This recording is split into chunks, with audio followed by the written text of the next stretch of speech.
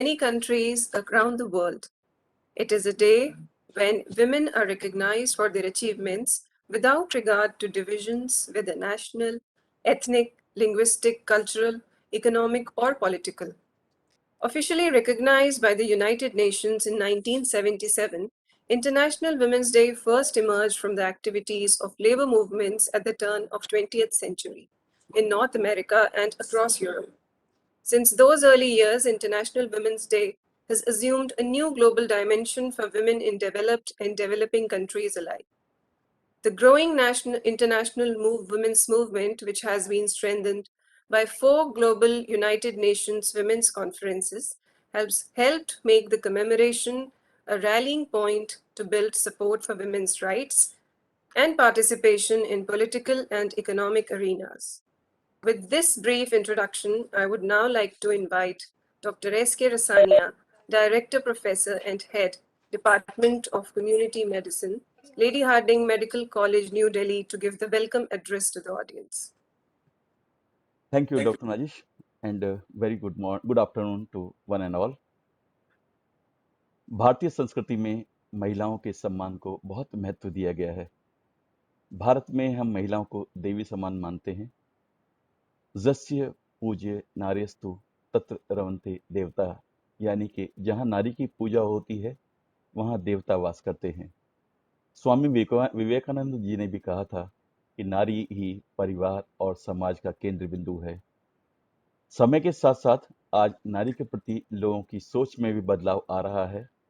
आज हर कोई अपने घर की बालिकाओं को अच्छे से अच्छी, उच्च से उच्च शिक्षा के लिए आगे बढ़ा रहे हैं। महात्मा गांधी जी ने भी कहा था कि एक स्त्री को पढ़ाओगे तो पूरा परिवार शिक्षित होगा। आज बालिकाएं शिक्षा के क्षेत्र में काफी आगे आ रही हैं। One example of this is our medical college, where every year 240 girl medical students are joining. पहले की तुलना में अब महिलाएं ज्यादा सक्षम हैं। हर क्षेत्र में महिलाओं की उपलब्धियां भी बहुत हैं। इन्हीं उपलब्धियों को अबला से सबला बनाने की सशक्त भावना को मनाता है यह international Women day. World over, this day is celebrated on 8th March every year to commemorate the cultural, political, and socio-economic achievement of women. This year's International Women Day theme is Gender Equity Today for Sustainable Tomorrow, यानी कि स्थायी कल के लिए आज लैंगिक समानता जरूरी। कोई भी देश यश के शिखर पर तब तक नहीं पहुंच सकता जब तक उस देश की महिलाएं समान अधिकारों के साथ कंधे से कंधा मिलाकर आगे बढ़ेंगी। बाबा साहब अम्बेडकर ने भी ये कहा था तभी कि मैं किसी समुदाय के प्रति प्रगति उस समुदाय में महिलाओं द्वारा की गई प्रगति से नापता हूं। To celebrate International Women Day this year, our institution planned many activities, and today's motivational talk is one of the main events of those activities. LHMC, more than a century old prestigious medical institute of our country, catering at undergraduate level only to the girls medical students, a unique institution in the world, had many dynamic academicians, leaders, administrators who have brought this institution to this high level. Dr. Ramchandra sir, our current director, who has always been a very inspirational and guiding force for academics and other activities, and under whose dynamic leadership we are observing many positive changes in our institution, whether it is related to infrastructure development or in academics or in many other fields. We are fortunate to have Dr. Ramchandra sir with us, who, in spite of his very busy schedule, is able to spare time for us. We welcome you, Dr. Ramchandra sir.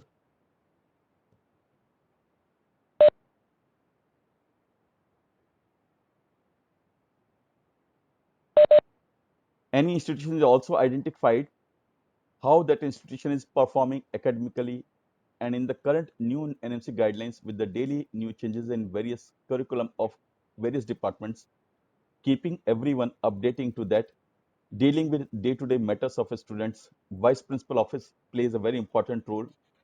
We have a very dynamic and energetic Dr. Atul Goyal sir with our vice principal with us today. We welcome you, sir, Dr. Atul Goyal sir. Our director, sir, and our vice principal, sir, both have really helped us a lot to make today's event possible. We welcome you, sir. Today's theme of talk, Mahila Sashktikaran, Sankalp se Siddhi, women empowerment, accomplishment with determination, was decided after thorough discussion within the department, and it was unanimously decided that for our students, residents, and faculty and other staff members, nobody other than Sister Shivani can be better person.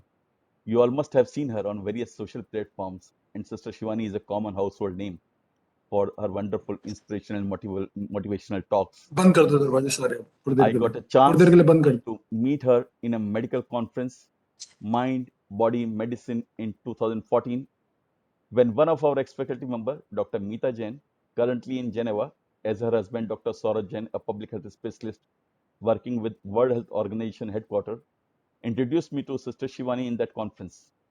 That 20 minutes personal interaction with her nearly 7 years ago.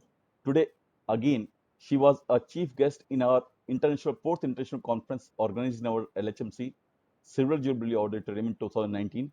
And then again, after a few months, in one of the event organized in MEO Hall by Ops and Gynae department of our institution. Today, we are fortunate enough to have her again in our institution, though it is an online event, as Sister Shivani has very busy schedule, which starts daily nearly 4 a.m. in the morning and is active on various live sessions till late night. We are really lucky that we are able to get her for this event for keynote address on the topic Mahila Sashktikaran Sankalp se Siddhi for the benefit of many. We heartily welcome you, Sister Shivani. We welcome all faculty members, residents, students, and everyone who have joined for this event to get benefit from the talk of Sister Shivani. We welcome you one and all. For all, we have opened a chat box also. If anybody is having any questions, they can keep the questions in the chat box. Okay. Okay to Dr. Najish again. Thank you, sir, for giving the welcome address. I would now like to invite our Honorable Director, sir, Director of Lady Harding Medical College and Associated Hospitals, Dr. Ramchandar, to deliver the inaugural address.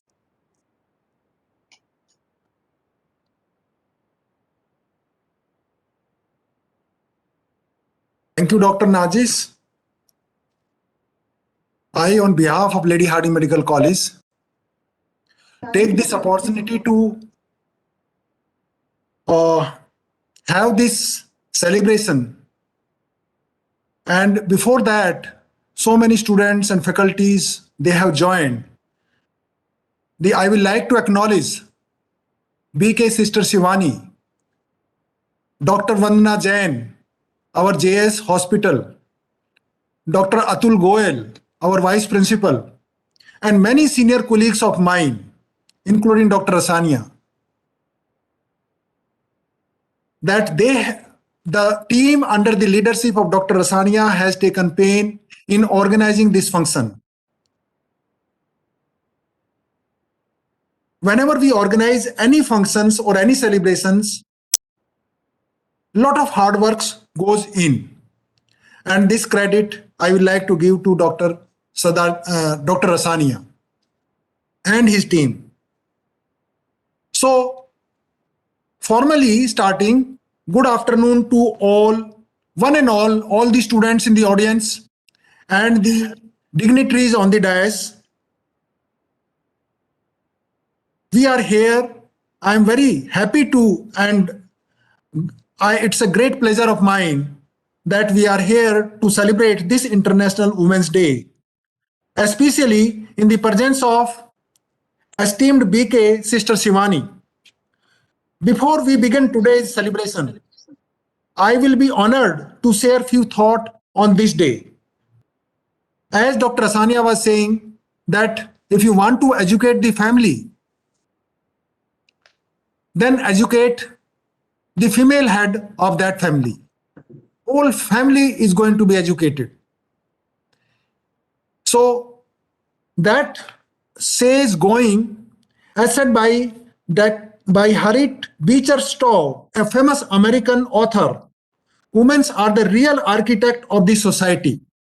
They build not only by themselves, but they build the family, they build whole community. Yet history has failed to empower, and more so in our country about 200 years back. And they have failed to empower the women and accept their divinity toward the development of a better world. Their endeavor toward overall evolution of human race cannot be just addressed in a day. Every day should be a day where we respect the divinity of the woman. We give not only respect, but we give the equal right. As per the Global Gender Gap Report 2021, at the current rate, it will further take more than 100 years to achieve the gender equality. That is not a very, happy things to share, but that is the reality. The International Women's Day was observed first time in 1911 as a tribute to the great Russian Women's Revolution, which falls on 23rd of February in a Gregorian calendar and 8th of March as per the European calendar. Since then, every year on the 8th of March, womanhood is being celebrated all around the world to honor all the astounding women in our lives and all the extraordinary women histories. Uh, the history has witnessed that this day is celebrated every year with huge enthusiasm around the world to celebrate the achievement of women in social, political, economic, and other fields of the life. This day marks the time to celebrate their progress toward equality and women's empowerment. Here, I will take this opportunity that as director, I want to put it on record that there was a vision of a great lady in, say, 2016, and now we are completing almost 106 years that lady started as a medical college in the name of Lady Harding Medical College today. We have completed more than century now. Almost 106 years have passed. Since that day, we started with 17 students, but today we are 240 students admitting undergraduate girls in our medical college. So our contributions toward the women is immense. Anyone can guess. Women rule almost in every field of life and work at par with men. The theme for the International Women's Day for the year 2022 is gender equality today for a sustainable tomorrow. Recognizing contribution of women and girls around the world who are leading the charge on climate change adaptations, mitigations, and response to build a more sustainable future for all. Women empowerment forms Goal 5 of the Sustainable Development Goal to attain a gender equality and empowering women and girls as 2030 agenda of the globe, and same with our country.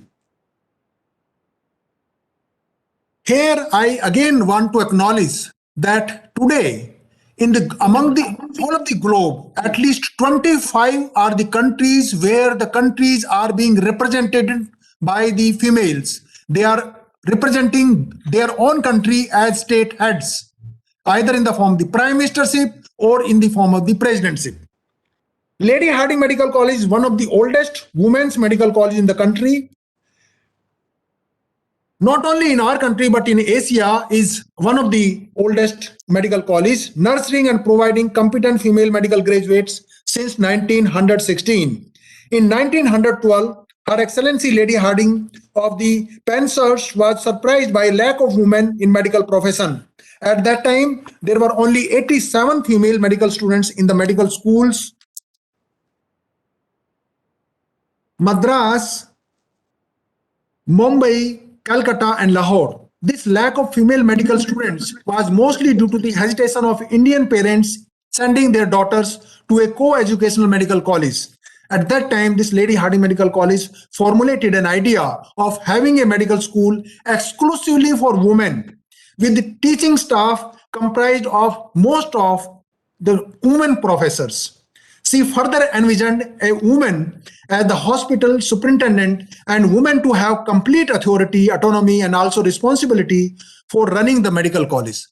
Today, there is no doubt that we are completing more than 106 years. The lot of transformation has changed. It has become a full-fledged medical college. At postgraduate level, we started admitting our male counterpart also. The faculty is also now, depending upon the level of involvement and the seniority, 50% are female, more than 50% are males. The foundation was laid in 1914 as far as Lady Hardinge Medical College is concerned to commemorate the Indian visit of Queen Mary and finally inaugurated as a medical college. So I will not go into the detailed history of Lady Hardinge Medical College, but I will like to put it on record that institution has served as a symbol of women empowerment. If someone has contributed, it is the Lady Hardinge Medical College, which has immensely contributed to empower the women in our country. Our alumni have taken lead in taking over many important positions. Many were the rose to the level of health ministers. Many were acknowledged to be rewarded with Padam Bhushan, Padam Shri, and many more. Even one of our medical students took the lead in snatching the title of Miss Universe.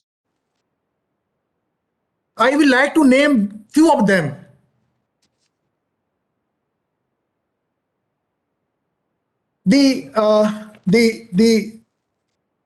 Dr. Susila Nair served as Health Minister of India, and many awards goes to her. After that, Dr. Hemlata Gupta was awarded Padam Shri. The Padam Shri awardee were also Dr. Veera Gorani, Dr. Sneha Bhargava, Dr. Sarda Jain, and Dr. Sheila Mehra. And in addition, many more laurels were given to our medical students and undergraduates. Though they rose to a level and they proved their point and they contributed according to their capabilities. So today we are having these celebrations and we have BK Sister Shivani, and I thought that let my students should be an active, interactive audience. When she speaks, our students will be listening. As Dr. Asania said, that Sankalp se Sidhhi tak, the students will appreciate and may ask certain questions which Sister Shivani will be very happy to answer. In addition, I will like to put the contributions from Dr. Anita Nangi also, who has provided me a list. So I have not narrated the name of all those faculty members, all those our undergraduates who rose to that high. But yes, there is no doubt that they have contributed, they are contributing, and they will go on contributing toward the women's empowerment of our country. Thank you very much. Thank you, sir, for the informative and motivating address. I would now like to request Dr. Atul Goel, Vice Principal, Lady Hardinge Medical College, New Delhi, to present the theme of International Women's Day 2022.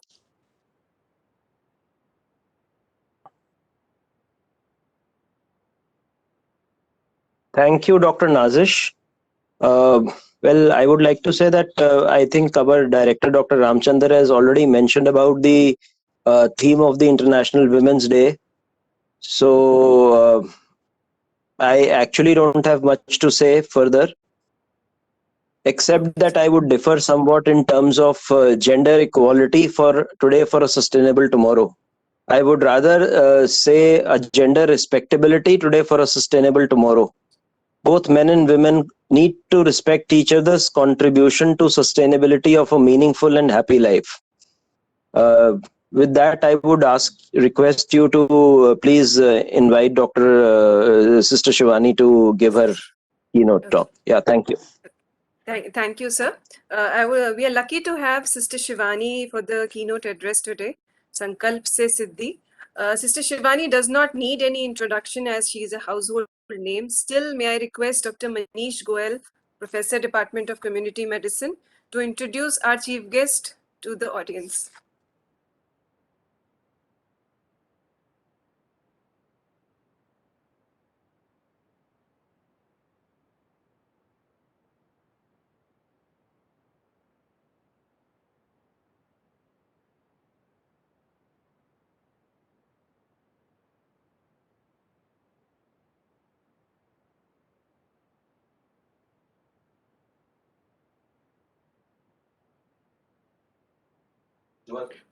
Om Shanti.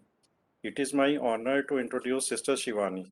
Though Sister Shivani is a household name today, as her continuous efforts to reduce sufferings and promote healing of human beings and with her life situation through her motivational talks on living values, self-management, inner powers, understanding the law of karma, harmony in relationship, self-empowerment and self-discipline. Sister Shivani was born in Pune on 31st May 1972 and she has a profound love for science since childhood. She has completed graduated and postgraduate degree in electronics engineering. Initially inspired by her mother, Sister Shivani learned the practice of Raj Yoga, during which she felt a spiritual connection with God. She used her knowledge of science to understand God, and with her compassionate, wise, and sweet nature and her spiritual wisdom, she contributed enormously in healing of mankind, even during COVID-19 pandemic. Her motivational talks were adapted into a book called Happiness Unlimited. She has received the Woman of the Decade Achievers Award by LHMC Ladies League in 2014. She had also received prestigious Nari Shakti Award in March 2019 by our Honorable President of India.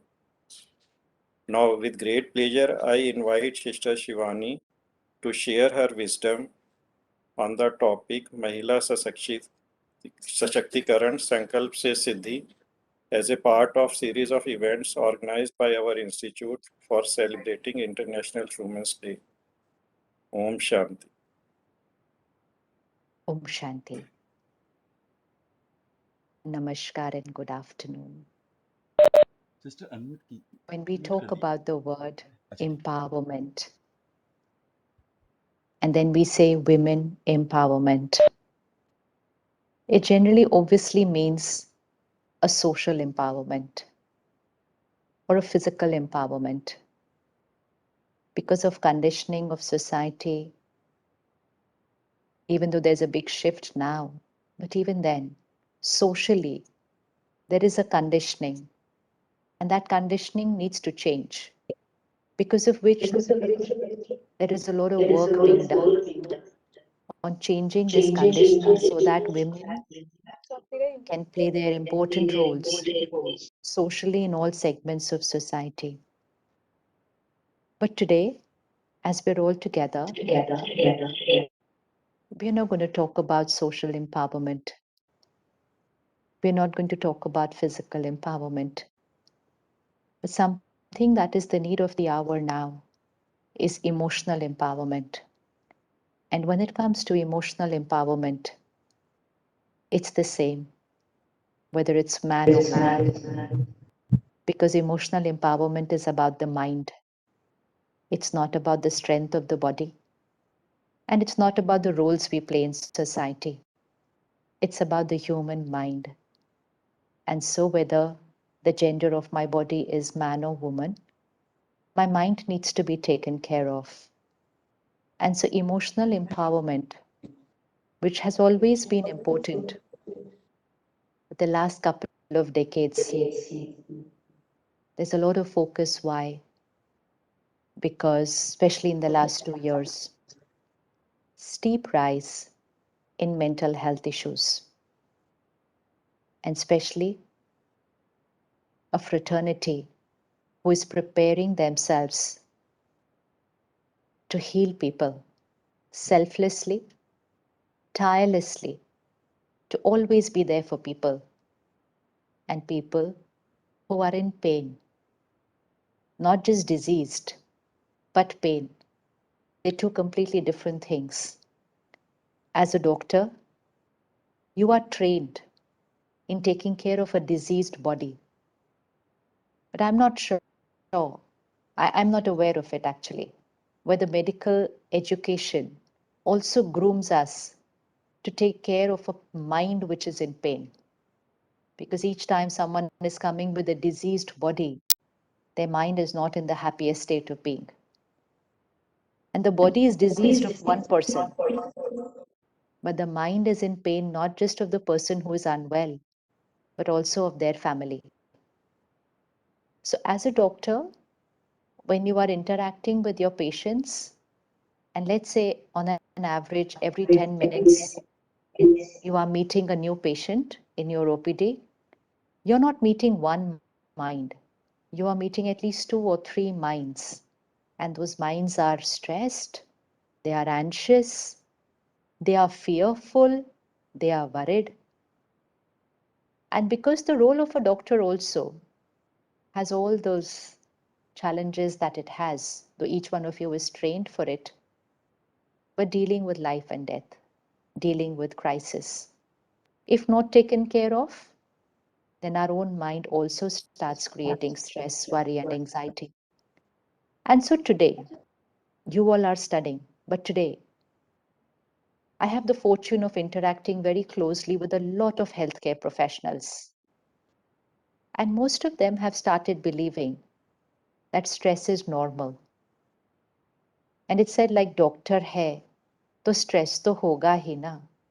It's such a it's such a normal thing, like a doctor hai hum, to stress to hoga hi. Doctor is probably the only profession which earns blessings throughout the day, throughout a lifetime.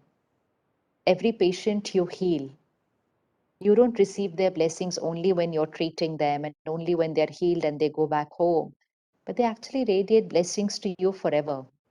So, any soul, any person receiving constant blessings from people actually means is emotionally extremely rich, because you're constantly receiving high vibrational energy from people.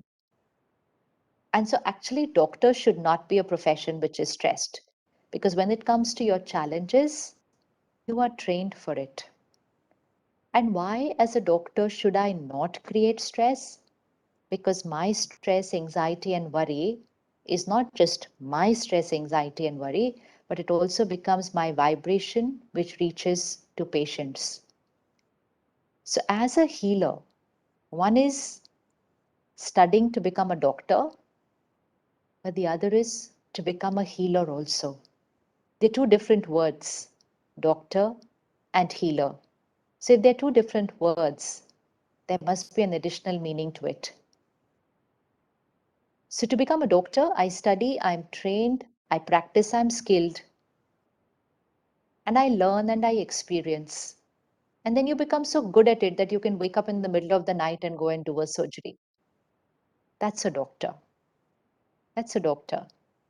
A healer is the one who takes care of their mind even while going through crisis, nourishes their mind on a daily basis, so that the healer is vibrating at a higher energy. The aura of a healer will be calm, peaceful, easy, even while being very busy outside, but very easy in the mind. Caring and compassionate, not only in what we are doing, but caring and compassionate in who we are. So, a healer is a one who vibrates at a higher frequency. And now, when you are vibrating at a higher frequency, and then a patient comes to meet you in pain, You're still talking to them, but your vibrations start energizing their mind. You still have to write the treatment for them. They still have to go and buy the medicine. And then in the evening, they will start taking the medicine or the procedure. It's all going to take time. That means there's still time for the treatment to begin. But the healing begins when they meet you, because it's the healing of the mind. And when they meet you, they feel very composed, they feel very comfortable, and they have tremendous faith that I'm with the right person and I'm going to be perfect. The mind of a doctor has the power to heal the mind of the patient and heal the mind of the caregivers. And when you heal the mind of the patient just by being who you are enhancing the process of healing their body. Because we all know that just medication, procedures, and treatments don't heal the person. It is their state of mind also.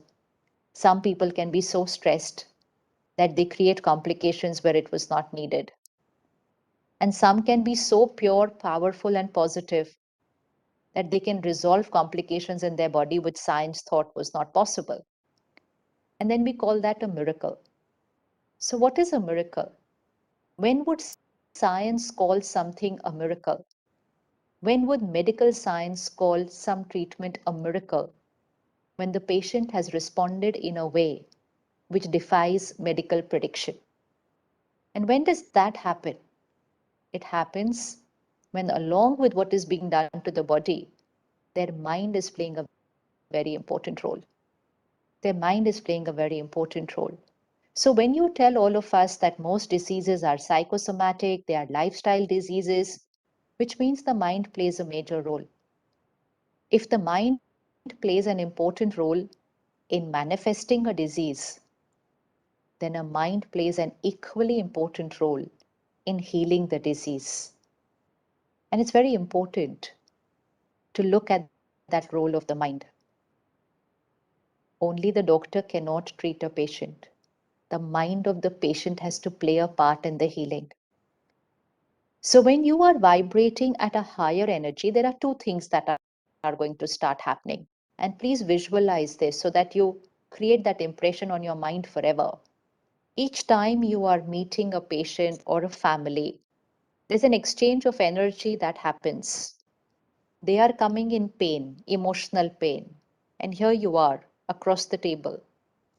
Now, there's a vibrational exchange that is going to happen, which means their energy radiates towards you, your energy radiates towards them.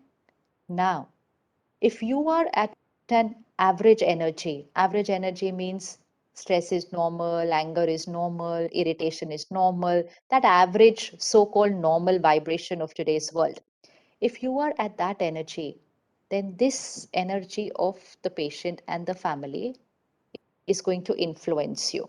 And you will not even come to know. You will not come to know. But their vibrations will affect you because the two are at a similar frequency. You're just a little higher than them, and sometimes not even higher than them. Just at an equal vibration because they are also stressed and we are also stressed. They are also worried and we are also worried about something. So when we are at a similar vibration, their energies will influence us, our energies will reach them, and we will only add to each other's pain. And so at the end of the day, you're not just physically fatigued, you are emotionally fatigued also. Emotionally fatigued not because of the work that you were doing, because your work earns you just unlimited blessings, but emotionally fatigued because you have consumed people's vibration unaware. Unaware. Like you do not consume people's infection and you take so much of care of how many times you sanitize your hands. But we don't sanitize our minds, and so we consume people's emotional infection. But if you start taking care of the mind, and that's why emotional empowerment for man and woman both, and especially for every doctor, actually for everybody, when you take care of your mind, you are going to start vibrating at a higher frequency, and they are going to come at a relatively lower frequency of pain. And we know energy flows from higher to lower. So your energy of power, of peace, of care and compassion is going to radiate them and pull them higher. And when you pull them higher, you're giving them the power to radiate positive energy to their body. You are silencing their mind of doubt and shifting them from doubt to faith. You are shifting them from fear to certainty that they're going to be fine. You are shifting them from stress to being easy and relaxed. And to have the power to be able to shift every patient's vibration, we only need to do one thing: take care of our own mind, raise our vibrational high. And that is emotional empowerment. And when we take care of our own emotional empowerment, we also prevent mental health issues. We all know that patients who are coming to you now, they're not just physically diseased, they're going through a lot of emotional issues in their life. Not necessarily because of the illness, just about other issues in life. Some of them may be going through a depression and they won't even know about it. By the time you finish your post graduation and you come out into the world to practice, the figure of depression in the country will be extremely high, simply because people are not taking care of their mind. And so, emotional empowerment is also a prevention of a mental health issue. So, you all are studying for physical health. Tomorrow, you might also study for mental health and become a psychiatrist, some of you. So, we have specializations for every organ of the body. We have specializations for mental health, but there is no specialization or no doctor for emotional health. For that, each one has to take care of their own, and each one has to teach the patient to take care of their own. So, emotional empowerment means raising our emotional quotient, raising our emotional immunity system. And we need one simple equation set right for that. One very, very basic equation. And note down this equation and hold on to it forever. Whenever there is a situation and we respond, and if someone comes and asks you, क्या बात है? आपको इतना गुस्सा क्यों आ गया? Why are you upset today? Finger will automatically go outside and say, oh, it's because of them. They did this. And yet, if I have to ask you right now, who is the creator feelings? You will immediately say, of and feelings. Logically, we know it. Creator of my thoughts and feelings. And yet, throughout living a life of emotional dependency, where we believe that our thoughts and feelings are getting created because of situations and people's behavior. How do I know that I'm living a life of emotional dependency? Check your vocabulary. Check how your mind talks. Your mind will say, I'm angry because of them. I'm upset because of them. I'm happy because of them. I'm peaceful because I went here. I am worried because of them. They hurt me. They irritated me. Look at all these lines. All these lines means all my emotions are being created because of them. COVID, physical health issue. And yet the world said fear and anxiety is normal. Fear and anxiety for a few days people could have handled. For a few weeks they could have managed. But when it went on for more than a year, it did not remain at fear and anxiety. It shifted to anxiety disorder. It shifted to panic disorder, to depression. Depression for people who had no COVID, who were safe, secure at home. They've not lost their job. They don't have COVID. Nobody in their family has COVID, but they got depression because fear and anxiety was in the air. It was in the air because everybody said fear and anxiety is normal. So, two equations now. First, I am the creator of my every thought, feeling, word, and behavior. A very simple line. We know it, but now we have to start living it. I am the creator of my every thought, feeling, word, and behavior, which means from this moment onwards, we are not going to blame people or situations for how we are feeling. This is emotional empowerment. Being a victim and saying, oh, it's because of them. It's because of her. It's because of him. It's because of COVID. It's because of the traffic. It's because of the weather. Blaming the world for how we are feeling is emotional dependency. It's being a victim. So we have physical independence, we have social independence, we have financial independence, but emotionally we are dependent. So empowerment means emotional independence. So from today, when you find your mind saying, I'm feeling like this because of, stop, change, change. Take the power back into your own hands and say, what they did was not right, how they behaved was not right, but I created my anger. They behaved wrongly, but I created my hurt, not they hurt me. Nobody can hurt me.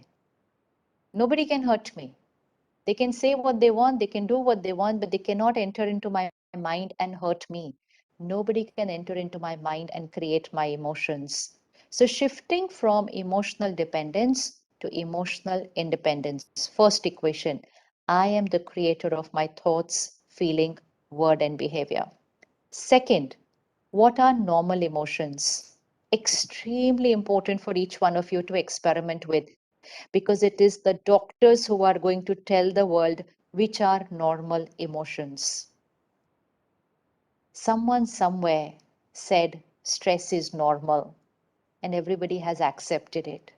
Someone somewhere said anger is normal emotion. Somebody said we are human beings, so anger is a normal emotion. And so we accepted it. And after that, we have accepted all turbulent emotions as normal only because majority were creating it. Right now, my mind is calm and stable. And here enters a person, says something which I don't agree with. And my mind starts creating some thoughts. Kyun kiya, aise kyun kiya, wo kyun kiya, ye kyun kiya. I start creating these thoughts. And my mind, which is calm and peaceful, starts moving like this, very fast, overthinking and not comfortable thinking. I was at ease and I've shifted from my position at ease in my mind, and that is a dis-ease. That is a dis-ease. So stress is not normal. Stress is a dis-ease. Anger is not normal. Irritation is not normal. Impatience is not normal. It is a dis-ease. It is an emotional dis-ease. Physically nahi, mental nahi, लेकिन emotional dis-ease. Very important to reflect and check which emotions are normal and which is an emotional disease, so that I create only the normal ones and I don't live my life creating emotional disease and thereby manifesting mental or physical health issues. So dis-ease. We all know that stress, anxiety, anger doesn't just trouble the mind, it has an impact even on the body. It has an impact even on the body. Even simple thing like a child going to school for an exam, fever one day before the exam, headache on the day of the exam, hands sweating before writing a paper, mouth drying up before a public talk, stomach feeling very uncomfortable just before an exam. What is all this? The dis-ease here has manifested into discomfort in the body. Exam over, body is fine because mind is okay. And yet we went and called that emotion as normal. Even though it was already showing abnormal results in the body had shifted from its position of ease. So let's create and always have these two lists with you because you'll be very certain which emotion is normal and which emotion is an emotional disease. So stress is emotional disease, calm and stability, normal, emotional good health. Anger, disease, respect, dignity. Discipline, yes. Assertive, yes. Aggressive, discomfort. Discomfort. So respect and dignity for the other person. Complaining. Some people have the habit of complaining. शिकायत करते रहते हैं ये ठीक नहीं है वो ठीक नहीं है ऐसा नहीं होना चाहिए था It's a nature. It doesn't mean that the world everything is going wrong. It's just that उनकी शिकायत करने की nature हो जाती है. It's an attitude. Emotional disease. Gratitude, emotional health. Often we get quotes which says gratitude is an attitude, which means gratitude doesn't mean that everything is going on perfect in my life. It just means I have the attitude of gratitude. शुक्राना करते हैं, शुक्राना करते हैं हर चीज के लिए. उसी तरह शिकायत करने की आदत is also an attitude. It's an energy depleter, not of the mind only. Every thought that I create here, that vibrates to my body. I'm sure you must have felt vibrations of people. Often we find ourselves saying, oh, I can feel the vibes of that person. Have you ever thought, if the vibes of the other person I can feel here, then what about my own vibes? My body is the first thing that catches all my vibes. My body is the first thing which catches all my vibes. So every thought I create, every feeling I create, every intention I have, that's a vibration. What you call vibes, it's a vibration. And that radiates to every cell of the body. Radiates to every cell of the body. So if I'm creating discomfort in my mind, it actually means I'm creating discomfort in the body. Over a period of time, manifests as disease in the body. So even when you are treating your patients, if you're talking to them only about the body, it's incomplete. It's incomplete because then we say, हाँ अब तो आप ठीक हो गए, लेकिन आप ध्यान रखिएगा फिर ना हो जाए. So many illnesses, people have this fear. What if it happens again? Then they ask us, doctor साहब मुझे क्या करना चाहिए? So we say lifestyle का ध्यान रखिए. अच्छा लाइफस्टाइल में क्या करना चाहिए? जैसे अच्छा खाओ, एक्सरसाइज करो, अच्छा सो. That's it. That's not only the complete lifestyle. Life is here. And lifestyle means the way I think, the way I speak, the way I feel, the way I behave, the way I work. That is lifestyle. And unless we tell people that, there's a big chances they will return after a few years with the same disease. Because the disease starts from here. It doesn't start in the body. It starts here. My emotional patterns, my habit to hold on to things, my habit of not forgiving, not forgetting the past, not releasing what I'm holding on to getting hurt very easily, to be a perfectionist, always stressed, this is my way, that is my way, always hyper. These are emotional patterns which are radiating discomfort to the body, which over a period of many years, along with eating, sleeping, all these habits, will then manifest into a disease. So, complete healing will talk about mind and body both. It's incomplete now to talk only about the body. We will have to talk to them about their emotions. So, shikayat and gratitude, criticism, discomfort, appreciation, motivation, emotional health, comparison, competition, jealousy, which the world believes is normal. It's toxic actually. It's toxic for the mind, unhealthy for the body. In a world of social media, where every day we are comparing ourselves with people, when we are standing up before the world saying, please like me, if you like me, then I'm a good person, lack of self respect. These are unhealthy emotions. Unhealthy emotions. Fear is not normal. Fearless, confident, faith is normal. Expectations is not normal. Acceptance is normal. Hurt is not normal. Letting go, forgiving, and forgetting is normal. So we have both sets of emotions. It just depends on which ones I create more often. That is going to decide the state of my mind and eventually the health of my body. Which side of the emotions I create more often. So, first is I am the creator of my every thought and feeling. Second is I should be very clear which emotions are normal and which is an emotional disease. Stress, given in physics, is equal to pressure divided by resilience. Simple formula, pressure divided by resilience. So whether it is the stress of a metal sheet or whether it's the stress of a human mind, equation remains the same. Pressure divided by resilience. Pressure, challenges. Challenges. School के एक छोटे बच्चे के लिए exam itself is a pressure. So pressure, outside challenges, but stress is not equal to pressure. Stress is equal to pressure divided by resilience. Numerator will be the same for everybody. Denominator is different. And that's why stress factor is different for different people. Within a family, everyone facing the same situation, the same pressure, yet the stress of every individual will be different because their denominator is different. For a doctor, when numerator is high always, on a daily basis, numerator is very high. If we don't take care of our denominator, then stress levels go very high. And then for doctors, sometimes over a period of time, if they don't take care of their stress levels, they also experience things which are more than stress, So whether it's a depression, whether it's a nervous breakdown, whether it's a burnout, whether it is sometimes even contemplating not want to live, is not because of the pressures of our life. It is because we did not take up the denominator, the resilience. So, resilience means my inner power to cope with the situation. That's our third equation. Fourth, now, what simple lifestyles can we take and what we can start from today itself, by which we will start building up the denominator?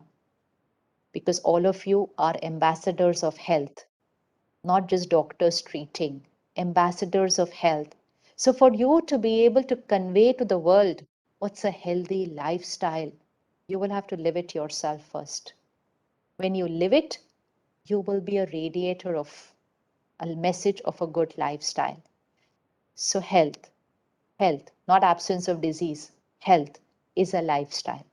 And now, for that, we take this equation Sankalp se Siddhi. Sankalp se Siddhi is a spiritual law. Like we have laws of science, we have laws of the mind, the laws of vibration. Sankalp se Siddhi means thoughts manifest. Sankalp is thought, Siddhi manifest, which means it becomes my reality. जो हम सोचते हैं, अगर हम उसको बार बार सोचते हैं, repeatedly सोचते हैं, तो वो सिद्ध हो जाता है. It becomes a reality. And this is amazing power. Sankalp se Siddhi is amazing power. And to be used in the process of treating a disease, it can create miracles. It can create miracles, and we have seen miracles getting created using this equation Sankalp se Siddhi. And for you to be able to teach all your patients how to use Sankalp se Siddhi, you need to use it yourself. So let's see how to use Sankalp se Siddhi.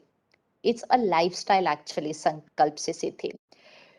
We all know the power of affirmation and the power of visualization.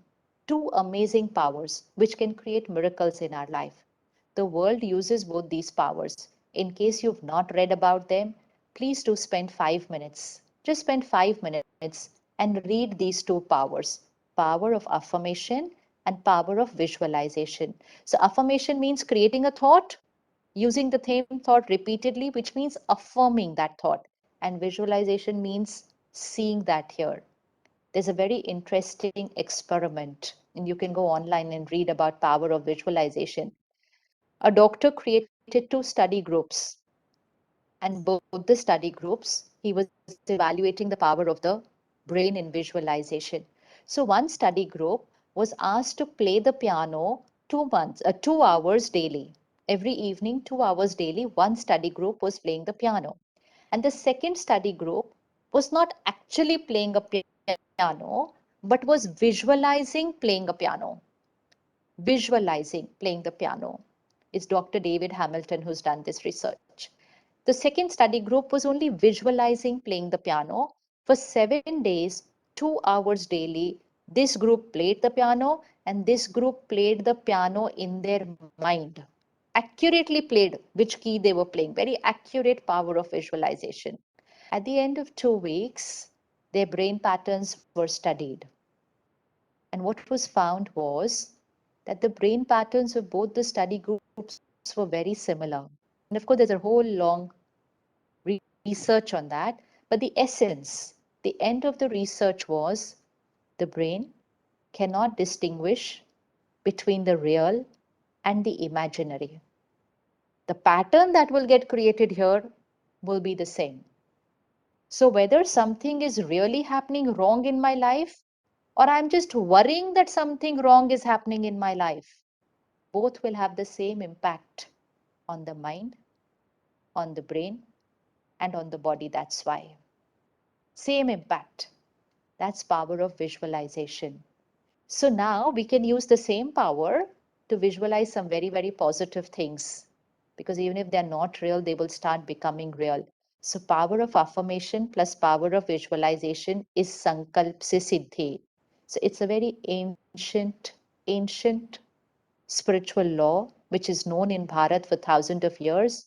The West calls it power of affirmation and visualization. Now, we're going to create a few affirmations right now, which means a few thoughts which we will use repeatedly. And I will request you to note this down. You might not remember them just like this. Note them down. Very, very powerful. And how we are going to write the thought, it's a vocabulary. Affirmation is also a vocabulary. So, whatever we want to manifest in our life, we are going to write that it has already happened. Okay, it's a vocabulary. Like science is a vocabulary. So when you as doctors are talking to each other, we cannot understand anything that you are saying because you're talking in your medical vocabulary. Similarly, affirmation is a vocabulary, but it's a very simple vocabulary. Even a children can do it. So whatever I want should manifest in my life, I visualize and I create an affirmation that it has already happened. So for example, affirmation. First thought, first affirmation. I am a powerful being. Simple affirmation. I am. Not I want to be. I should be. I could be. I hope. I wish. No. I am. I am that what I'm not right now. So that is power of affirmation. I am a powerful being. What is the meaning of powerful being? I respond to situations with my choice. I don't react. Situation doesn't overpower me. I overpower the situation. So first affirmation is I am a powerful being. Second affirmation, I am calm and stable always. I am calm and stable always. In a world where people are using the affirmation, I am stressed. Never ever say the word I am stressed. Even if you're experiencing stress, don't say I'm stressed, because you're saying it will become an affirmation. चलते फिरते बोलते रहते हैं I am very tensed, I am very stressed, I am stressed. कुछ लोग तो आजकल बोलते हैं आई एम डिप्रेस्ड. कभी नहीं बोलना ऐसा, कभी नहीं बोलना. डिप्रेशन एक बीमारी है. Never say that. It is an affirmation. I am fill in the blank. Never write a word which you do not want to become.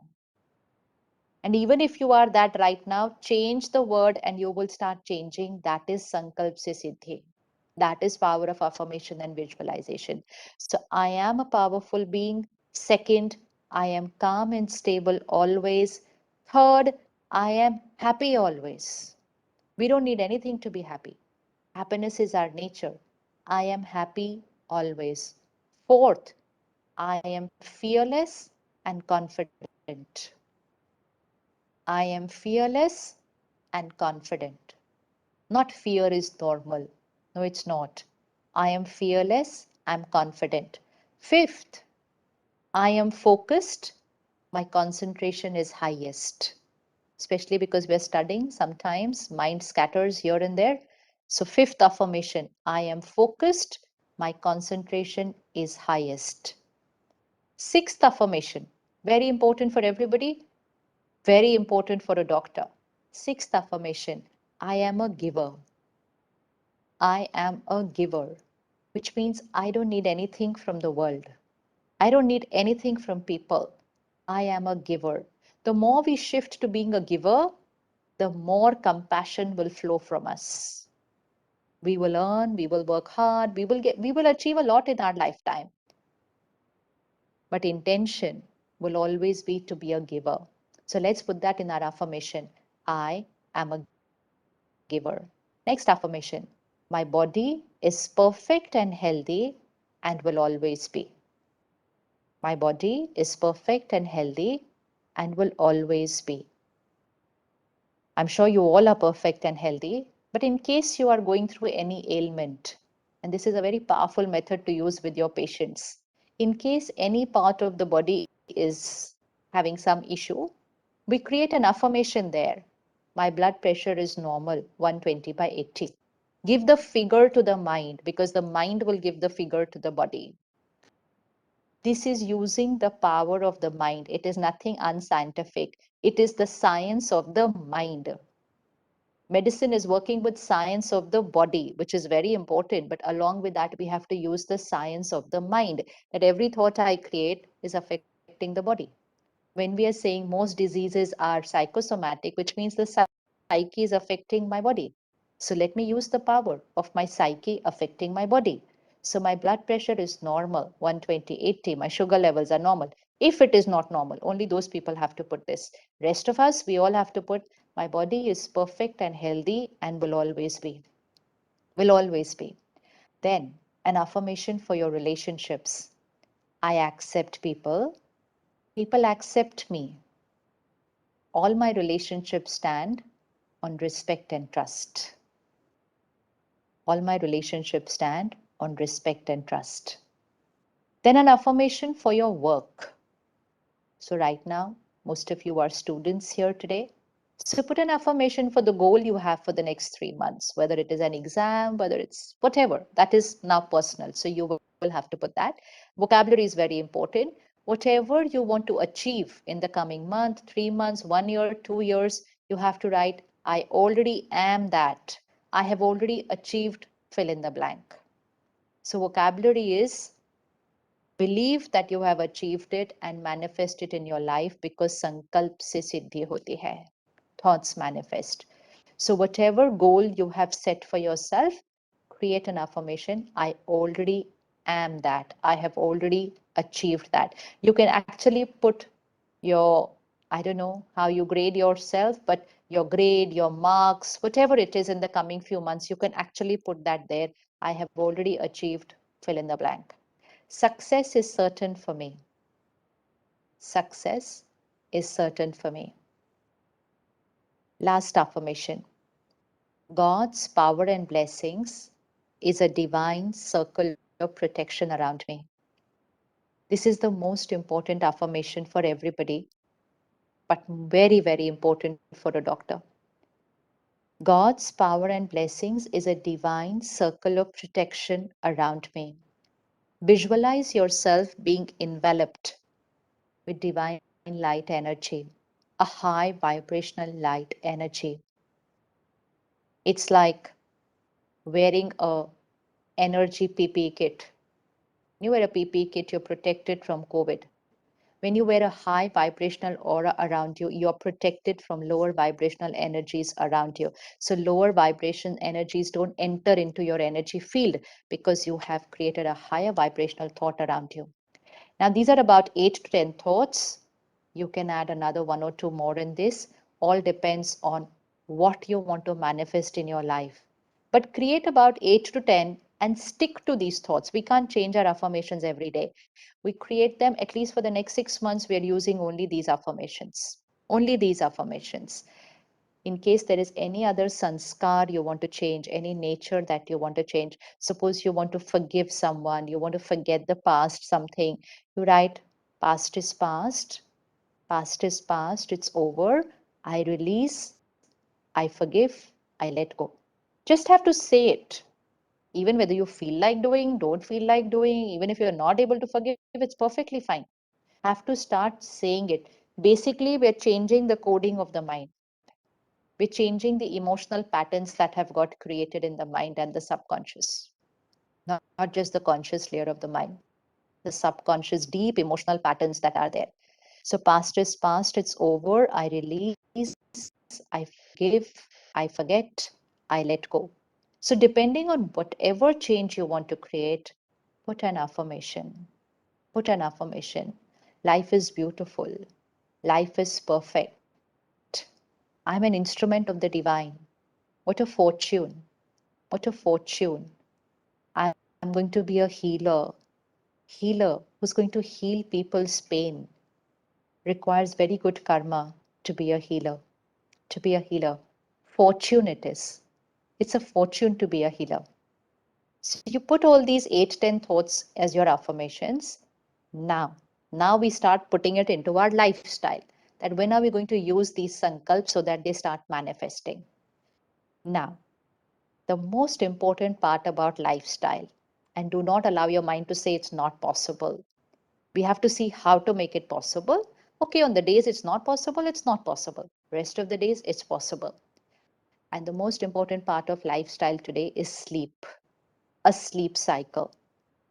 As a doctor, we have erratic sleep cycles, understandable, but not every day. Not every day. The rest of the days we make our sleep cycle erratic.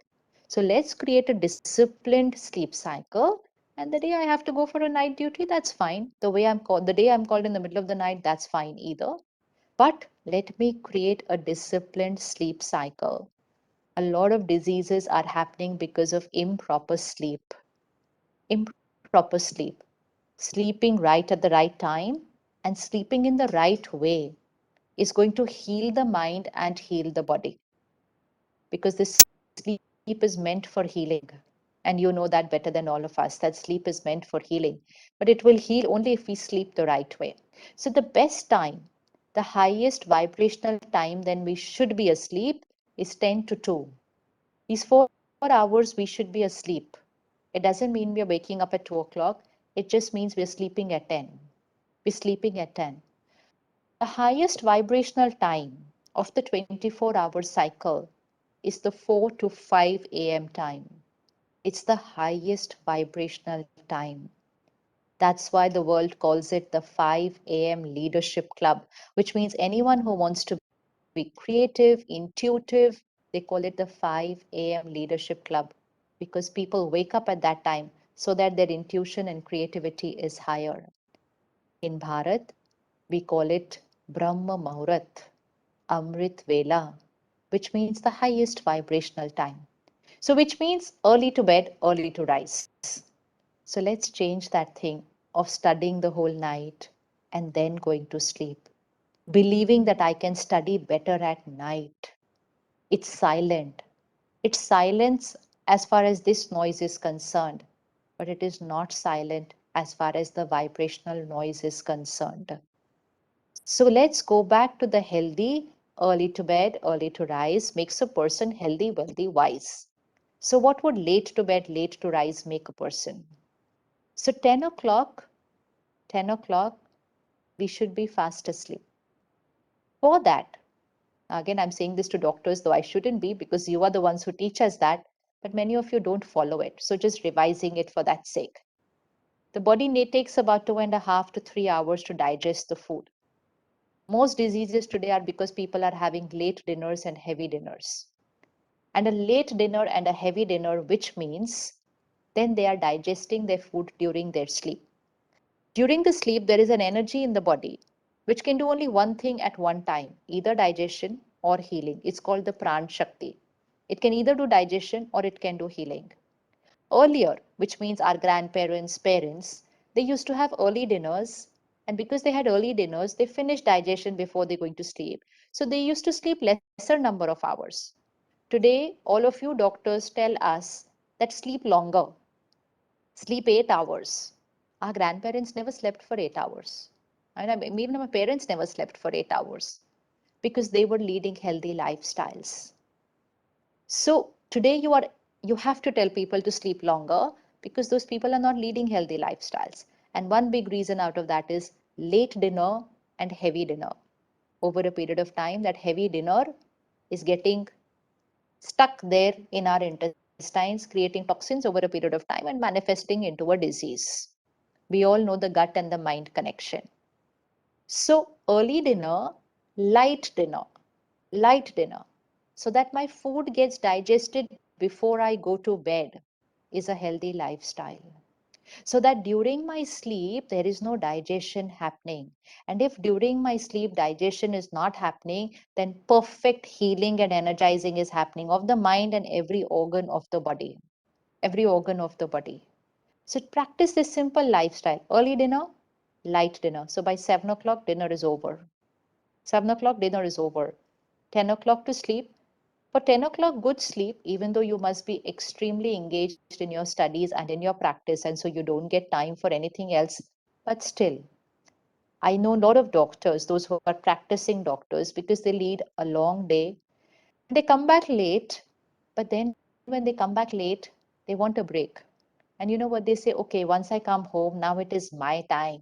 And so my time means sitting next to the TV or the phone.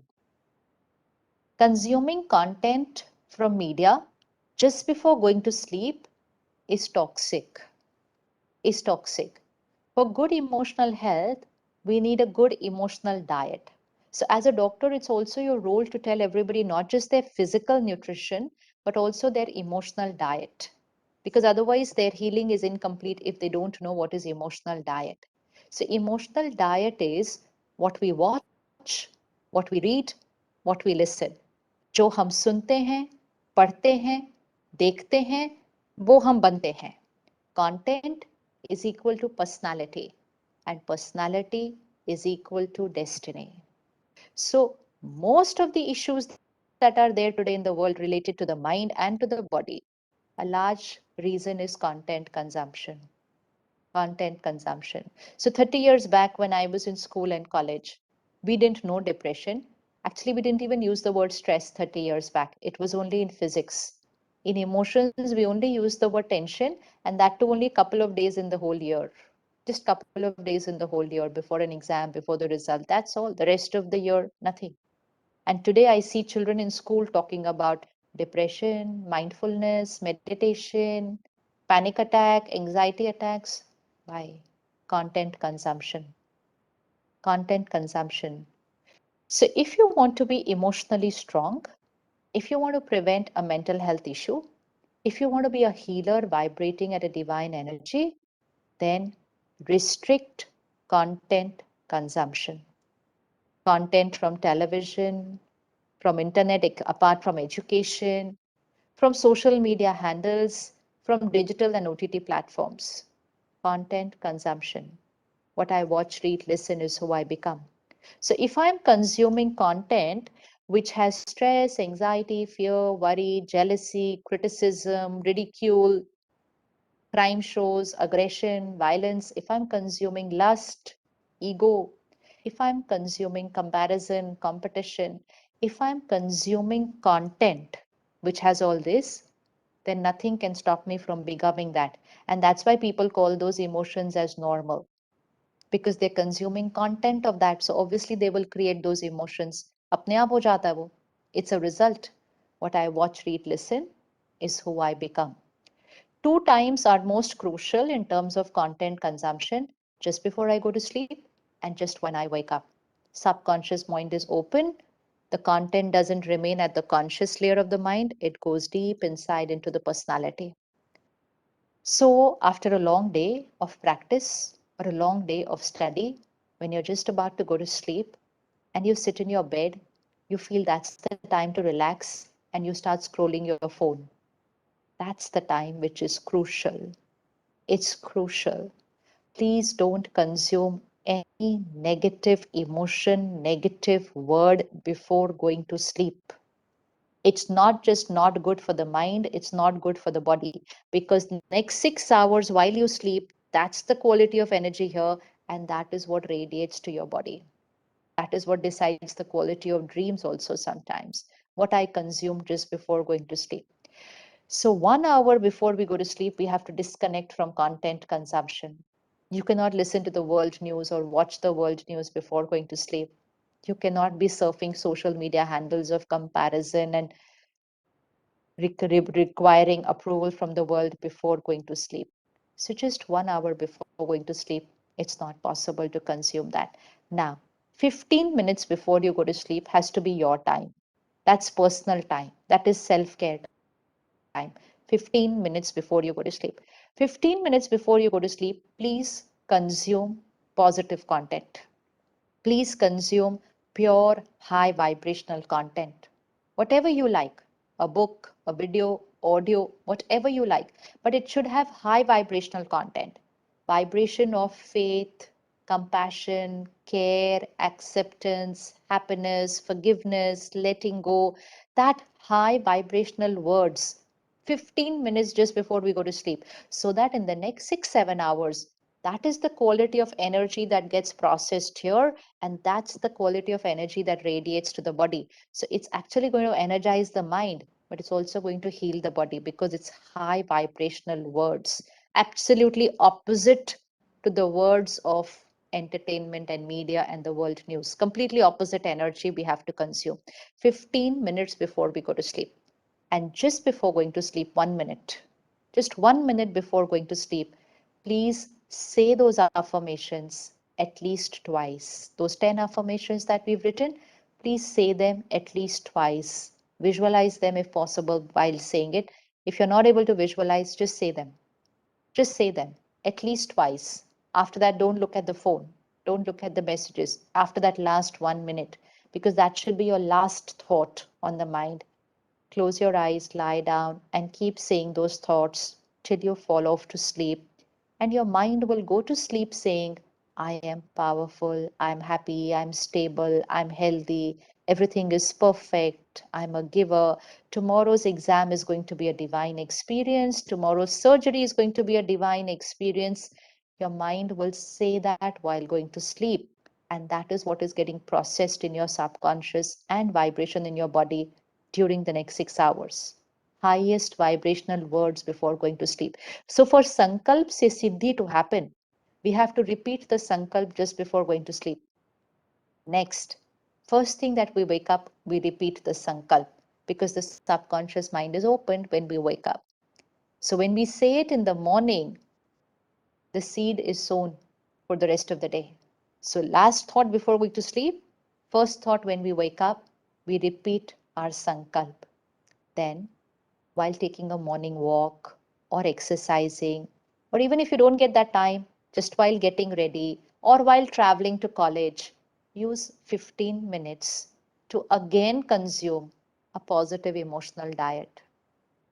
15 minutes in the night, 15 minutes in the morning should be a compulsory part of our lifestyle forever, as compulsory as a good physical diet is. Emotional diet. 15 minutes in the morning, 15 minutes in the night before going to sleep. High vibrational. That's why spirituality plays a very important role, because spiritual content is high diet, emotional diet. So 15 minutes in the morning. So affirmation in the morning, 15 minutes content in the morning, positive. Affirmation in the night, 15 minutes content in the night before going to sleep. Restricting negative content during the day, not consuming just because everybody else is consuming it, not seeing all the videos and jokes and messages which come on WhatsApp to us, only what is necessary. Restrict. That's where the diet has to be perfect now. And the last thing to make your mind very powerful, very calm and peaceful, is also the role of physical diet. We are what we eat. Now, the medical science from the West, when we say we are what we eat, it only looks at the body and says the body is all about proteins, minerals, and so we are what we eat. The line is not my body is what I eat. The line is I am what I eat. And I am not a body, I'm using the body. It's I am what I eat. So the Hindi line is perfect there. Jaisa an, vaisa man. Jaisa pani, vaisi vani. We know it since thousands of years that as is the vibration of my food, so is the state of my mind. As is the vibration of the water I drink, so is the state of my mind and words. There's so much power in the vibration of the food and the water that we have. So now, of course, the West has also started talking a lot about it, and it's actually important for now Bharat, and especially all our doctors to start talking about it, is the impact of a plant-based diet on the health of the body. For a very long time, we have been hearing this: non-veg is healthy, non-veg is healthy, non-veg is healthy. And it's become so conditioned in the human mind that people believe that if they don't have a non-vegetarian diet, they will be weak. Because it was a conditioning that was created many decades ago. This is healthy, this is healthy, this is healthy. And in fact, I remember earlier, not now, now of course it's very different, but earlier when we used to go to the doctor and say, but I'm a vegetarian, they would look at us like this and say, अच्छा ओ फिर आप कैसे strong बनेंगे, आप तो ये नहीं खाते, आप तो वो नहीं खाते. deep conditioning, and which is a very big reason that a large part of society believes that they have to have an animal based diet because otherwise they will be weak. Now, we have to experiment this. In the West, they are talking about it openly. And in India, also, a lot of doctors have started talking about openly that animal food is not healthy for the body. Heavy to digest, stays in the gut for a very long time, and so creates toxins, and that manifests into a disease. So, cancers, some cancers, cardiac issues, diabetes, and in the overall health of the body. Plant based diet, light food, easy to digest food. So simply experiment it. Experiment it to experience it, and experience it, it becomes your truth. Do a 3-month experiment with a plant based diet, a vegetarian diet, an animal diet, animal in a slaughterhouse. What's the energy? What are the hormones that are going to get secreted in the body of the animal? Vibrations, highest vibrations, fear, anxiety, anger, hatred, pain, helplessness, and then violence, and then death. And then we called it health. How can death of one be the health of another? It can be proteins, but it cannot be health. Health is an energy. Health is an energy. Health is a vibration. Vibration of death cannot be vibration of health. So we have to be very clear about this, that it's proteins, it gives me B12, D3, all those minerals, but it's not health. But I need to experiment with that. So experiment with a plant-based diet for 3 months. Second, as far as possible, have home cooked food or in your college where you eat. Be very sure where you're eating, because where the food is being cooked, how the food is being cooked, and who is cooking for you, it does not just protect you from physical infections, but also protects you from emotional infections of the vibration of where the food is being cooked. It's very important. Third thing, where the food is being cooked, if it's at home, in your kitchen, have high energy words playing in the kitchen. Whatever you like, prayers, hymns, bhajans, chanting, high energy words, some video, anything which has high energy words, play it in the kitchen.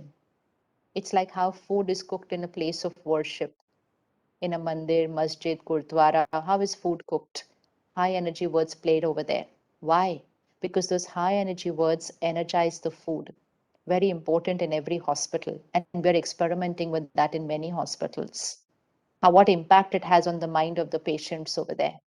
High energy words in the kitchen. It will energize the food, the pulses, the water also in the kitchen. Fourth, while eating, no phone, no TV while eating, no distracted eating, mindful eating practice. Mindful eating practice. The mind has to be very calm while we are eating our food. Otherwise, it will not give us the nutrition and the energy that we need. And that's why if you look at people, they eat such good diets, and yet they say, "Bimar hai, hum kyun bimar hai?" Even though we are eating the right food, but are we eating it the right way? They're running in the morning while eating breakfast. Lunch is most probably at work for most people today. In the night, they're at home with family, they're discussing all their problems on the dining table. So none of the three meals are calm, peacefully had meals. That is again a reason why the diet is not working well with the body. It's not just what I eat, it is how I eat. How I eat. So no screens while eating, no problem discussion while eating, no work discussion while eating, no studies discussion while eating. Either we eat in silence or we have just happy, light conversations. That is energizing the food. And the last thing when we have to do the affirmation is just before we have our food. Because jaisa an, vaisa man, jaisa pani, vaisi vani, which means the vibration of the food and water is going to become my state of mind. So for me to manifest my sankalp faster, the most powerful time apart from the morning and the night is just before my food. So we've all been taught to pray before we eat. So, what does it mean to pray before we eat? It means say high energy words into your food. So, experiment with this for 1 month and you will see the result. Just when you get your food, because we don't know from where it's come, who's cooked, what was their state of mind. There could be all kinds of emotional energy in the food. There could be stress, anger, fear in the food. So, just take a 1 minute, not even 1 minute, 10-second pause. 10-second pause. Like we won't eat without washing our hands, we don't eat without changing the energy of the food. So take a 10-second pause, say the gratitude to the divine, and then just look at your food and in your mind create a thought. It doesn't even have to be done from here. Affirmations don't have to be said, they just have to be said in the mind. And just look at your food and say, I'm a powerful being, I'm happy always, I am fearless, my concentration is highest, my body is perfect and healthy, success is certain for me, and God's power and blessings is a divine circle of protection around me. 10 seconds. 10 seconds of affirmation before every meal to make it manifest faster. And if you really want to make it manifest even faster, then say it for 5 seconds before your glass of water. Water memory, again, something to be studied scientifically. Water memory. Water absorbs vibrations. Water absorbs vibrations. And water of the city has the vibrations of the city. And that's why different cities, you're going to feel different. It's because of the air and the water. So just take 5 seconds and look at your water and say, I'm powerful, I'm peaceful, I'm happy, I'm healthy. Have your water. You've changed the energy of the city water. You've changed the vibration. So we would say our affirmations in the morning, in the night, 3 meals, so 5 times, and 5 to 6 times glass of water. So about 10 times a day. It sounds too much, but it's actually nothing. 10 times a day for 10 seconds. How many minutes is that? Less than 2 minutes throughout the day. And it will start manifesting within a month. Within a month, you will start seeing a change. It is so simple, but it is extremely powerful. Extremely powerful. And this is what can create the miracles in healing of the self and also of your patients tomorrow in the future. So start experimenting it from right now so that by the time you actually come into practice with your patients, it will be your lifestyle to use affirmations. I remember, I think most of you must be knowing Dr. Rakesh Sinha. He left his body a couple of years back, gynecologist based in Bombay, instrumental for a lot of things, first time in India. He has written a very beautiful book on how he creates affirmations and visualization before every surgery. Before every surgery. And he's actually described in that book the way he visualizes his surgery in the morning before he actually goes into an operation theater. So, using the power of affirmation and visualization to create miracles in what we are doing, along with that, using it to create miracles in who we are. That is what Sankalp se Siddhi is all about. So, Sankalp se Siddhi, thoughts manifest, which the world also calls it as law of attraction, the secret. That's what it is, but not about the outside world, but about creating it here. That is actually the law which can create spiritual, emotional empowerment and able to manifest whatever you want in your life. Thank you so much. Shukriya. Om Shanti. Thank you, sister, for your enlightening talk and telling us about emotional empowerment, raising our emotional quotient, and becoming emotionally dependent. We have a few questions from the audience, which I would like to ask you. Sometimes, as you know, ours being an exclusively female women college, so there is a pertinent question to ask, like how can women strike a work-life balance? And how can they decide on the priorities on their life, whether they should focus on their career or their family? And what can we as society do for them so that their mental health is not impacted in the process? Let's remember one thing, that nobody else can decide our priority for us. Priorities are always decided by an individual. And everyone has their own priority. So it's not about right or wrong. It's about your priority. Your priority will be dependent on your sanskars, your personality. Now, whether you prioritize work or family, again, it's an individualistic decision. But one thing we know from experience, that whether it's about taking care of your work or whether it's about taking care of your family, you're able to do it in the right way only when you prioritize taking care of yourself. Only when you prioritize taking care of yourself. And self doesn't mean only taking care of the body, taking care of the mind. So these simple lifestyle changes that we spoke about today, 15 minutes, nothing much, just 15 minutes here, 15 minutes in the night, and these 10 seconds, and having a plant-based diet, restricting content consumption. These simple things are actually prioritizing taking care of the mind. So actually for me, how priority works is self, family, work.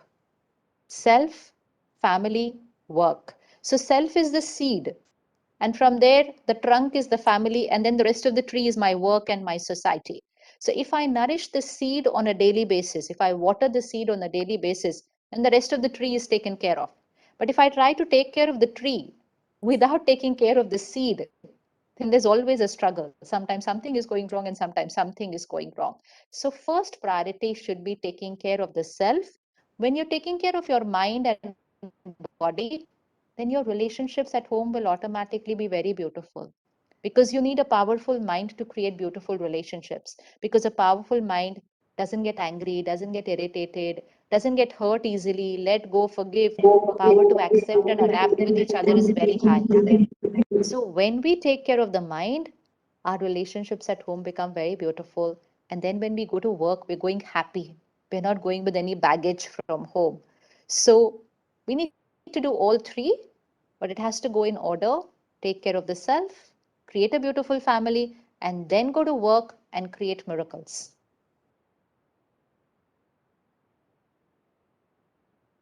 Thank you, sister. Another question which one of the participants from our audience have asked is that sometimes there is a gender disparity which exists in the society and in terms of opportunities which women get and which men get. So what can we teach our daughters? How can we teach our daughters to be emotionally independent in such situations? Spiritually, this is why spirituality is very important in life. Spiritually, we understand that man or woman is the gender of my body. It's my body. Unfortunately, we've started calling my body as I. I am not the body, it's my body. And my body can be male, my body can be female. It's the gender of the body. I am the energy which is the master of this body. That energy in spiritual language is called spirit, soul, consciousness, light, power, life. That's just a word. But basically, it is the being and human body. So that's why we are a human being, combination of two, the human body plus the being. The human body can be male or female, but the being has no gender. The being has no gender. It's an energy, it's the same, whether it's in the male costume or in the female costume. Our sanskars are the same, our nature, our personality. It is societal conditioning which created certain things that man is like this, woman is like this. Over a period of time, conditioning is changing. Now, when it comes to opportunities from people around us, we are not going to live like a victim.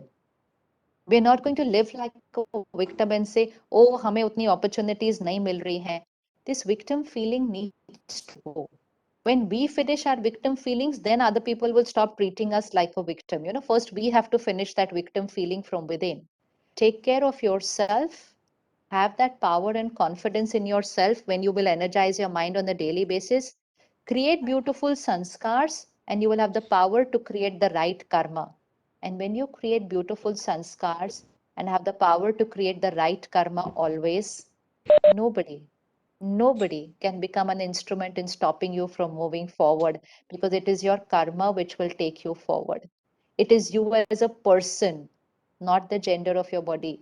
You as a personality which decides how you are going to move forward. But if we live like a victim and we say, oh, उनको आगे कर दिया, मुझे नहीं किया, ये कर दिया, ऐसे ही होता है, दुनिया तो ऐसी. This victim feeling, this complaining feeling, this self-pity, this self-sympathy, this is a lower vibrational energy. Let people do what they're doing. You can't change the world, but you can just change yourself and then create your destiny through your sanskars and your karma. So let's release this victim feeling that we hold on to because we heard about it from somebody else. Sister एक प्रश्न chat box में है that it happens sometimes that there are some content that we cannot restrict, some content from our friends that we don't like to listen, that fill us with negativity, yet we cannot say them no. So how to just move on from those toxic gossips without affecting our mental status? Very genuine problem. First and foremost, congratulations to you that you realize that it is toxic. That's where half the work is done. Once you realize that it is not healthy for you, that it's toxic, and once you've realized that gossip is damaging for you, it's beautiful realization. Congratulations to you for to be able to realize that this is not healthy for me. One thing we need to remember, what is the meaning of the word friends? Friends means people who understand us, accept us, and genuinely care for us, and we care for them. Friends doesn't mean only people who accept us when we do things their way. Then that's not called friendship, anyways. That's not called friendship, anyways. They are just there with us based on condition. That if I do what they believe is right, then I'm with them. The day I do something different, then I'm no more part of that. That's not called friendship, anyways. So, friends is like family. Family is not conditional, and friendship is also not conditional. But we call friends to everybody who is around us. We say, all of these people are my friends.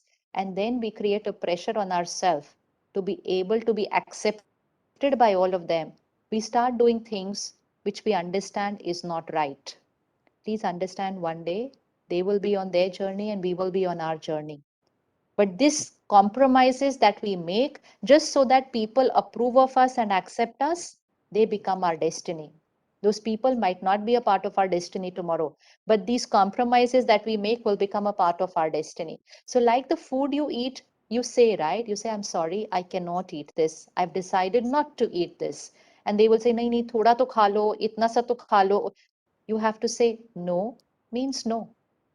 No means no. Very respectfully, but very respectfully. So that's our sanskar. No disrespect, no saying tum galat ho. नहीं कोई भी गलत नहीं है. It's just my choice that I eat this, I don't eat this. Learning to say a no and learning to accept a no is a very important sanskar. If we don't learn how to say a no today to just a small thing like gossip, tomorrow at my workplace, I will not be able to say no to an unethical practice. I will not be able to say no to an unethical practice because I will fear losing public acceptance. कि ये लोग मेरे बारे में क्या बोलेंगे, ये मेरे को पीछे नहीं कर दें क्योंकि मैं उनकी बात नहीं मान रही. So the best time to start is from student life. Be very respectful to everyone. Be very loveful to everyone. Let them be your friend because of the beautiful person you are, not just a friend because you are a part of everything that they're asking you to do. And then live your life on your terms, which are the healthy terms for you. When you vibrate at a higher frequency, you will suddenly attract those kind of people into your life. There might be a little change in your friend circle, but you might attract those people in your life who are also vibrating at a higher energy. So, gently, respectfully, a no means a no means a no. Thank you, sister. I think a lot of questions which our audience asked, we have already given mantras for them and about the affirmations which they can develop for various stressors which potentially could come in their lives. So, like some of our students gave us questions like they have stressors of difficult personal relationships of their parents or their own, or sometimes COVID situation in the family where a loved one died and they are not able to focus on their studies. How can we empower them or how can we help them to overcome that? See, again, when situations come, why we are not able to face the situation? Because we haven't strengthened ourselves on an emotional basis, on a daily basis emotionally. That is why it's very extremely important to do it. It's like lifting this table. The table is the weight it is, but for somebody who's strong, they're able to lift it easily, and for those who are weak, they're not able to even able to move it. So they have to strengthen themselves. We can't change the weight of the table. So first thing is, put emotional health on your priority on a daily basis so that whatever life brings to us, whatever, we don't know what situation is in store for us, our emotional immunity system is high to cross that situation with ease and dignity. For what is already happening in our life, which means situations that have already come in our life, start strengthening yourself emotionally from today. Your coping mechanism towards that situation will change That's why we said the equation stress is equal to pressure divided by resilience. Divided by resilience. So we're building up the resilience. What is death? Very important for every doctor also to know what is death spiritually. Death is where the costume, that means the body is no more functional.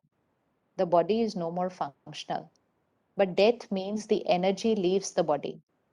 And that's why when you take somebody into the operation theater, you say, take Mr. So and so inside. In case it doesn't work out, then you say, take the body out. So when they go in, they are Mr. So and so. But if it doesn't work out, it's take the body out. What changed? The individual has left. Now it's only the body there.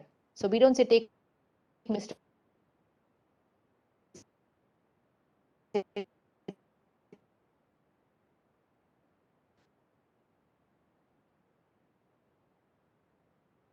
energy, the creator of every thought and feeling. So death means by the energy, someone around me has left the body. I need to remember that every thought I create for them, everything that I'm saying in my mind and in my words, it is reaching them. It's vibrations. Vibrations don't reach people only when they're around us in the body. Vibrations reach people even after they have left.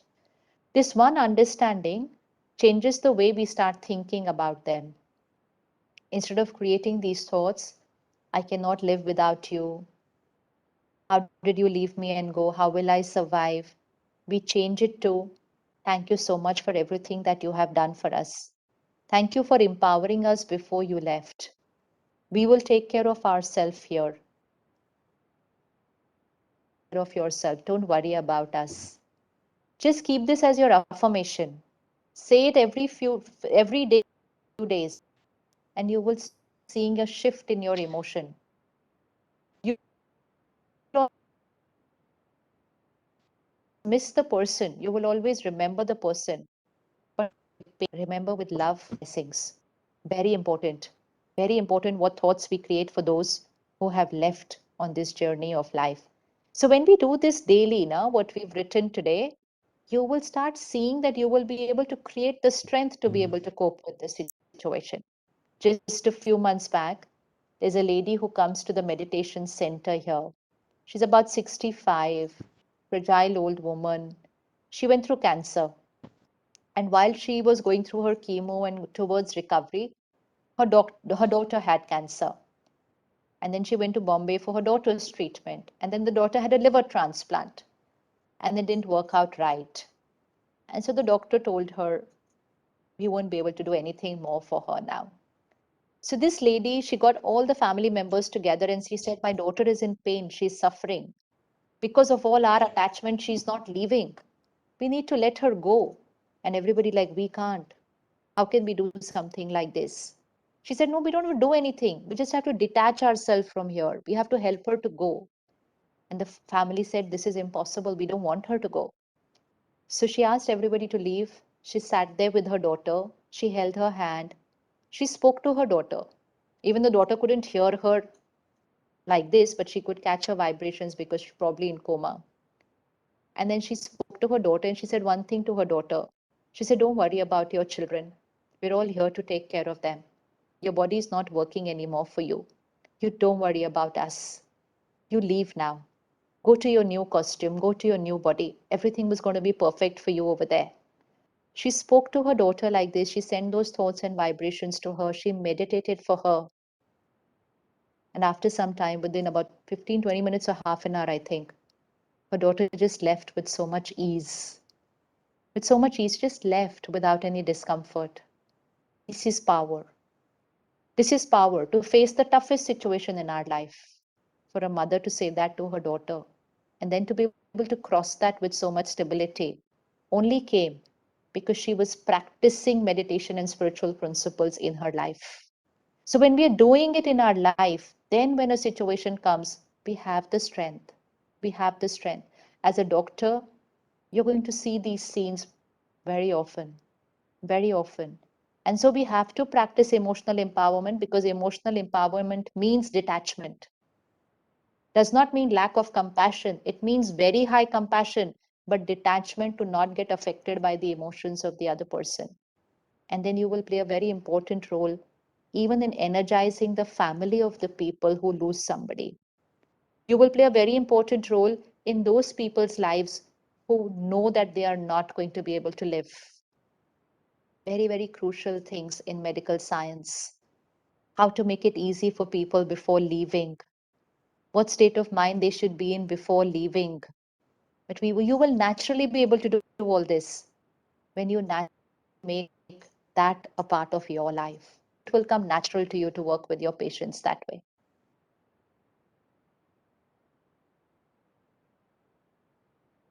Thank you, sister. We are very thankful to you for patiently answering our queries, but due to paucity of time, we would be unable to take any further questions. I would now like to propose a vote of thanks on behalf of Department of Community Medicine. We are extremely thankful to you, Sister Shivani, for accepting